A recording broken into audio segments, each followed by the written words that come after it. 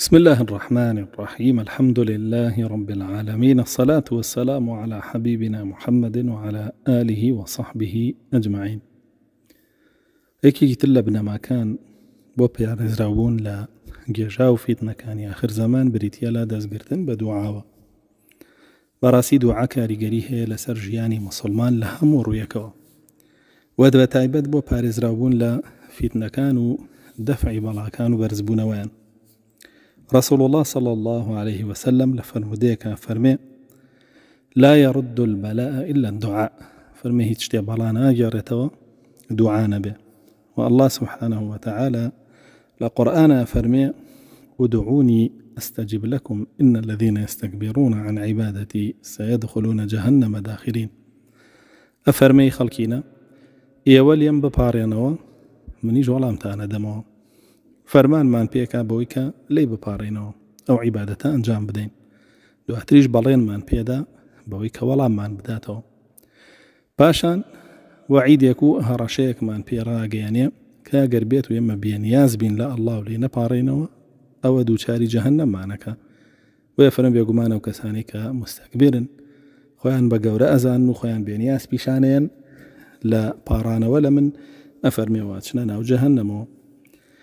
ولا تكتر الله سبحانه وتعالى فرمي إذا سألك عبادي عني فإني قريب أجيب دعوة الداعي إذا دعان. أفرمي أقر بندا كان برسياريان ليكردي لباري منو من نزيكم ليانو ودعا كانيان ولا مدمو بلان باوان إيمان بيبين وربا زكي من بيروبكن. ورسول الله صلى الله عليه وسلم لفرمديك فرمي إن ربكم حي كريم يستحي من عبده أن يرفع إليه يديه فيردهما صفرا. فرم براسي پروردگاري ايوه بشار مشكوية باريزة شارم أكال عبدك كدستي بو برسكاتوا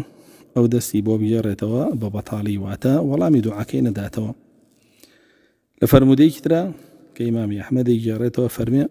رسول الله صلى الله عليه وسلم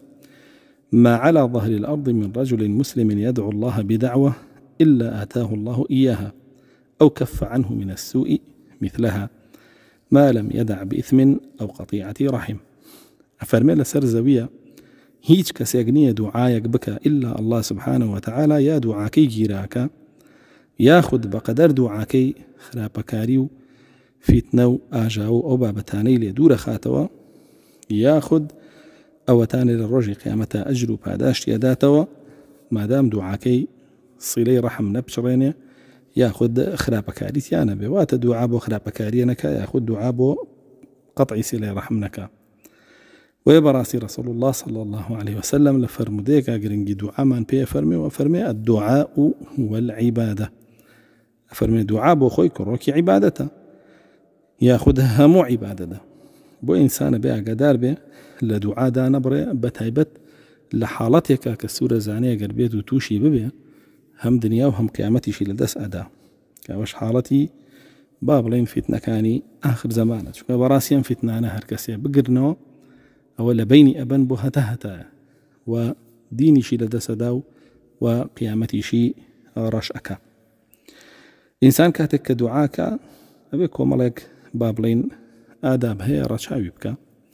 هندي لو آداب أنا باب لين لشيوازي دعا كدنكايا وهندي كان لناخي إنسانك أخويا أتيب ونمونا نابجلو برقو خواردنو خواردنوي حرام بيتك رسول الله صلى الله عليه وسلم فرمي أن لا يستجاب له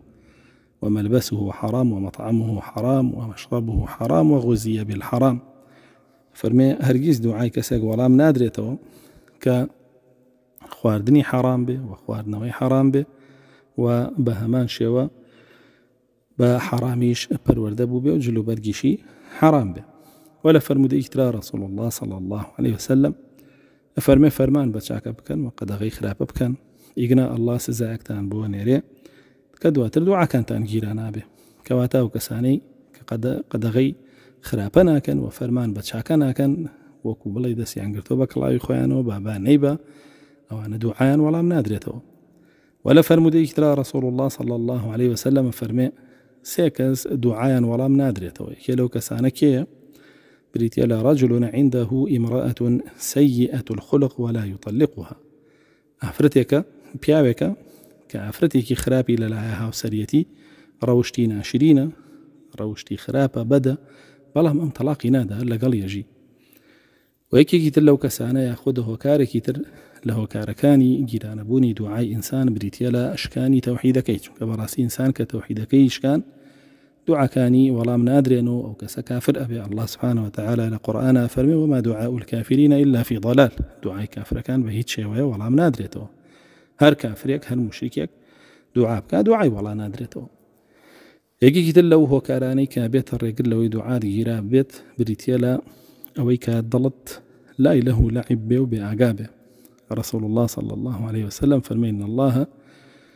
لا يقبل دعاء من قلب غافل لاهي فرمي الله سبحانه وتعالى دعاء ورناقري لضلك كغافلة ولاهية غافل وأتى بأعقال لدين وبأعقال الله سبحانه وتعالى ولا شريعة الله ولهمان كانت شاء لاهية وأتهر هو شيء لا له لعب أو بابتانه وبهمان شيء الله سبحانه وتعالى دعای کەسێک وەرناگرێ و وەڵامی ناداتەوە کە پەلە بکە بۆ وەڵام دانەوە رسول الله صلى الله عليه وسلم فرمي يستجاب لدعاء أحدكم ما لم يعجل قيل كيف يعجل يا رسول الله قال يقول دعوت الله فلم يستجب لي دعوت الله فلم يستجب لي دعايك لأيوة فرمي جيرابه الله سبحانه وتعالى وڵامی ئەداتەوە هەتا پەلەنەکە کە پەلەی کرد دوعاکەی وەڵام نادرێتەوە لێ پرسن أي رسول الله صلى الله عليه وسلم شونيتي بلا كردنك شون فرمي الله دعام كردو ولا من ندراوته دعام كردو ولا من ندراوته بوشوي الله سبحانه وتعالى ولا من هداته أمانة هم يرجعن لبرامبر ويا كإنسان دعاكي ولا من ندريته ويا عكس كانوا بيتشوانا كان لأخوته بين ردون ويتربى آدابه الله سبحانه وتعالى ولا متأداته وبهمان شوا هەندێ ئادابمان هەیە کە لە خوری دوعاکە خۆی ئاتی یەکێ لەوانە ڕوو بە قیبلە دانیشی چونکە رسول الله صلى الله عليه وسلم فەرمێ خەیر المەجالیس القیبلە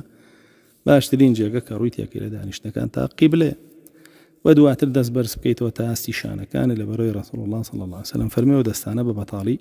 ناگێڕێتەوە و دواتر دەستکەی بە دوعاکانت بە حەمد دەست پێ بکەی الحمد لله رب العالمين دعا ئەو سەلەواتدان لەسەر رسول الله صلى الله عليه وسلم بلي والصلاة والسلام على حبيبنا محمد وعلى آله وصحبه أجمعين أنجد أو دسكي بدعاء كانت هر دعاء كيش سيجار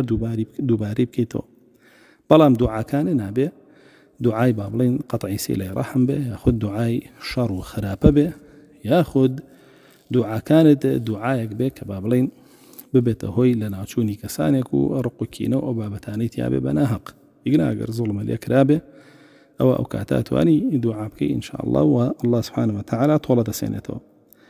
ولدعاء كانت يقين تهبك الله سبحانه وتعالى ولا متأداته وزقال لوش همو دعايك شنجارك دوباري بكي توزياد لسيجار ودعاء كان شبه كروزانه بكي الله سبحانه وتعالى فرمي ودعوا ربكم تضرعا وخفيا فرمي ايوه ببارينه ولا پروردگارتان بتضرعا واتا بكروزانه بقردن كاتشيوا وخفيا واتا بنهيانيج لضلو داروني خوتانا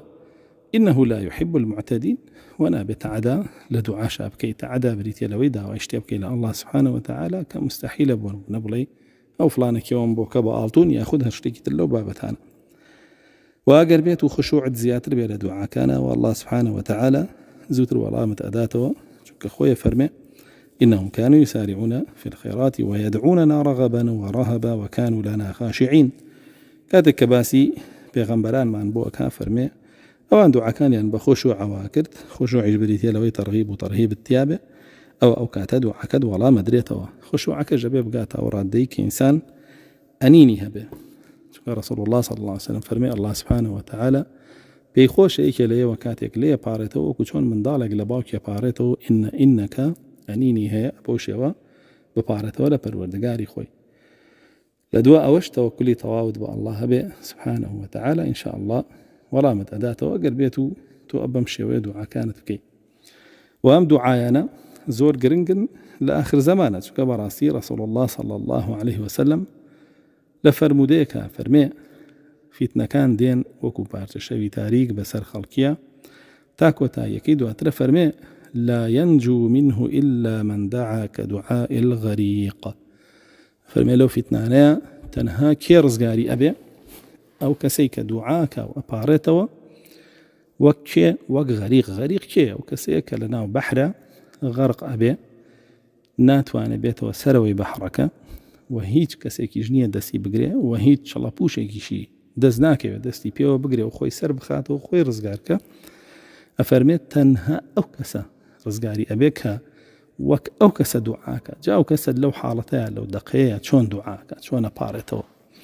بتشد ليكوا كاها يتر هي تشتغل خيال يعني الله نبي سبحانه وتعالى وأو بري بيستي خوي در بربو الله يتر الله جل جلاله بهانا ودي تولم فتنة آخر زمانه بواخو تماشا بكي شوك خوي فرمي رسول الله صلى الله عليه وسلم فتنة كان دين تموج كموج البحر وكو جيجالوكي دريا ديبوت لو حارت أشات وبدعاء وكسبكي جيجالوكي دريا بردويتي بڵێ ئەی پەروەردگارم بم پارێزە لە فیتنەکان ئەوەی کە ڕوونە و کە ئەوەی ئاشکرایە چونکە بەڕاستیەکێ لە دوعا گەورەکانی رسول الله صلى الله عليه وسلم کە بە بەردەوامی کرد فەرموو اللهم إني أعوذ بك من الفتن ما ظهر منها وما بطن ئەی پەروەردگارم من داوا لە تووەکەم کە پەنام بدەیت و بم پارێزی لە فیتنەکان ئەوانیان کە دیارن و ئەوانەشیان کە نادیارن و هەموو جارێ بە هاوڵانیشێ فەرموو تعوذوا بالله من الفتن ما ظهر منها وما بطن فناب الله بقرن لفتنة كان أويك ديارة وشي كان ديارة أويك روكشة وشيكا أشياء تناخوا وبهمان شوا رسول الله صلى الله عليه وسلم يكغل دعاء كان خوي بريتيبو لويك بقرا مردني بي باشتربو لجيان لنا فتنة يعني تماشابك أو كسي كبطواوي رزقاري أبي لفتنة وكسي كمردو سبحان الله فرميتي لدعاك أي فرمو وإذا أردت فتنة بالعباد أن أقبض إليك غير مفتون فرموي پروردگارم أجر بريار بو بند كانت توشي فتنة بكي ومن يجلنا بيانا بم دعوات لي أكن بمجاري توب ولاي خوت ببي أوي توشي فتنة ببم ويبراسي إنسان بي أقاداري خوي بي لفتنة كان بشيويك دعابك كمردني بي خوش بي لتوجبون بفتنة كبراسي هيج تيرزقاري ناكا وكو أو مردنا ويبيني رسول الله صلى الله عليه وسلم لفرموديك ترى فرمي لآخر زمان خلق هي أداب القبر فرمي يا ليتني كنت مكانه خوزقايا من لشويني أو قرابو شويني أو صاحب قمرابو ويا رسول الله صلى الله عليه وسلم ببردوامي لتحيات دعاء خويندو يفرمو اللهم إني أعوذ بك من عذاب جهنم ومن عذاب القبر ومن فتنة المحيا والممات ومن فتنة المسيح الدجال قلت ما شابكين دعاء كان رسول الله صلى الله عليه وسلم لم فرموديا هرهم إلى تشيا هرهم يبو فتنة جيان فتنة مردن فتنة مسيح الدجال فتنة بابلين دنيا وقيامة هموي وصحابة كان فرمون رسول الله صلى الله عليه وسلم أم دعاء فيرا كردين هروكو چون تحية هروكو چون صورته قرآن من فيرك أو بردوام فرمو بيلينه أو دعاء بويا براسي دعاء زور قرنقة إنسان دستي بيو بقري لكاتي فتنة كان چونك الله سبحانه وتعالى دعاء قومانك صالح من بو نقل أكا كان فرموشي ربنا لا تجعلنا فتنة للقوم الظالمين پروردگار من بمان بارزا نمان كيت فتنة بو قومك ظالم يقومان إنسان كدعاشي كلها مان كاتابي أسباب كان بقري تبر أسبابي خو باراسن لفتنة كان ودور كوتنوا لفتنة كان شكا براسي كوم الله كي زور هيا دعاكا ببي أوي أو ركارانا بقري تبر كدوري خاتو ولا فتنة إما وقواعداني باس مان كردو هرهموي أبي إنسان بيقري تبر بو يبارز راو بلا فتنة دور بلا فتنة ولا قل أوشا دعابكاو ببارتو چند دتواني هم خوي هم مالو منالي هم كساني كبيوستن بيويو نزيكن ليوي دور بخاتو ولا فتنة كبراسي بدعاو بادز قرتن بهو كاركاني شو رزقار تبي نكر بدز قرتن بهو كاركانه وياخد بدعاء بتنيا شو فتنة كان زورن ولوزن و لبريج دين جاري وهيا بشويك كإنسان تیا نازانە چی بکایتر یعنی عقلیشی بەکەڵکی نا وەکو رسول الله صلى الله عليه وسلم فەرمێ يكون الحليم فيها حيران ئەو کەسێک کە زۆر عاقڵە زۆر وشیارە کاتێ ئەو فتنانە دێن ئەو نازانێت چۆن مامەڵەی لەگەڵکە دۆش دامێنێ حەیران دامێنێ بۆیە گرنگە دوعا بکەی ئەگەر هات و فتنەیانێکیش ڕووی تێکردی کە تۆ نەوتوانی خۆت بە کۆمەڵی ئەسباب و خۆتی لێ بپارێزی الله سبحانه وتعالى بە دوعاکان وەڵامت بداتەوە و لەو حاڵەتانە بتپارێزێت ئەوە کارم لە الله سبحانه وتعالى هەموو مسلمانێک پارێزێت لە هەموو فتنەیەک چه فتنەی کوفر بێت چه فتنەی شرک بێت چه فتنەی نفاق بێت و چه فتنەی با بڵێن تاوان و معصیەت بێت چونکە بەڕاستی رسول الله صلى الله عليه وسلم بۆ خۆی دوعای هەیە